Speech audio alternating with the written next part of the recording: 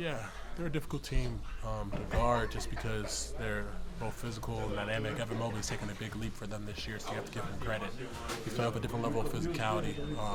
I'd do better taking that challenge tonight. Didn't do a good job, but overall, like you got to think that team is built well. They've been together for a while, so they're kind of common. And I think as the year goes on, guys will understand how to guard them a little better. They do a better job of getting downhill.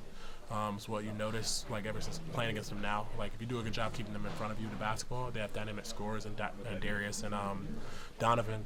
But that's how I think you'd have to beat them with just the physicality up in that pressure because we did a good job when we got to 15 and switching them and stuff like that. But throughout the course of the game, we went cold. They did a good job in that zone of making us take contested threes, and we didn't do a good job of penetrating and making plays. But they're a very talented team, well coached. You got to give a lot of credit to Kenny Atkinson. He's done a great job with those guys and just having to prepare going into each game.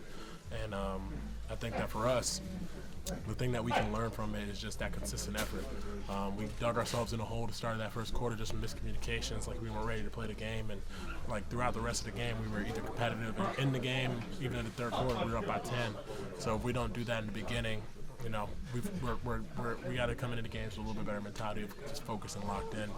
And as a veteran, I have to be better for just preparation for guys and preparation for myself too, and just making sure that everyone's on the same page. And just so that way, even if we don't need to come out and beat everybody by 12 in the first quarter, but we can't dig ourselves a 15-point lead every game. Yes, it's happened a couple of times to you guys. As you mentioned that, Coach mentioned about the slow starts. Can you put your finger on what's happening in those slow starts, if anything? I think we're getting the looks that we want to get. Like offensively, I don't think like our offense has bogged us down, like in the Orlando game and other things. We didn't necessarily do what we were supposed to do, but we have to put a full game together. Like tonight, it was our defensive side of the basketball. We did a great job executing our offense. I think we scored 20-something points in the first quarter, but gave up 39 or 30, whatever it was. So.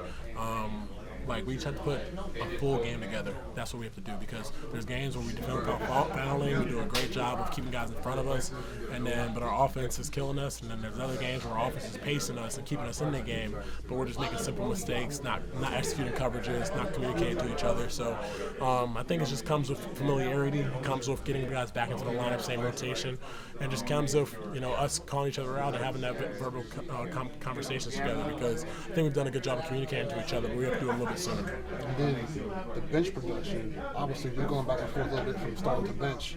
With Trey not being around, the bench scoring-wise isn't the same. How do you guys kind of, I guess, figure out how you can make sure there's no drop-off when the reserves come in the game? Yeah, but we got to give those guys credit, man. We're asking those guys to do a lot. Like, you guys got Rook, T-John, and you got Cody, who's done a phenomenal job to start the season. Musa, who went from being a 2A to not being a solid rotation player for us, and he's done an amazing job on the glass. But, like, we got to have our expectations, understanding that, like, they can't be perfect. Like, there's going to be nights where they don't give it that same production, that same energy. So how do we as starters not put them in a position where now they are, like, we give them a little bit of a lead. Like, that's what I know teams like I've been on in the past, like, where you have either guys out or you have a bench that necessarily doesn't provide the scoring. Like, you give it to them where you're up 8, up 9. So even if the other team does go on a 6-0 run or 7-0 run, they're not as stressed. Versus when we're down 8 going in, and then now you're expecting T-John, you're expecting Cody, you're expecting Musa, you're expecting Trey was out tonight, so Vasa. Like, you're expecting all those guys and then come save you. Like, we can't allow that to happen. Like, they're going to step up most times, but we got to be mindful and help each other out a little bit better.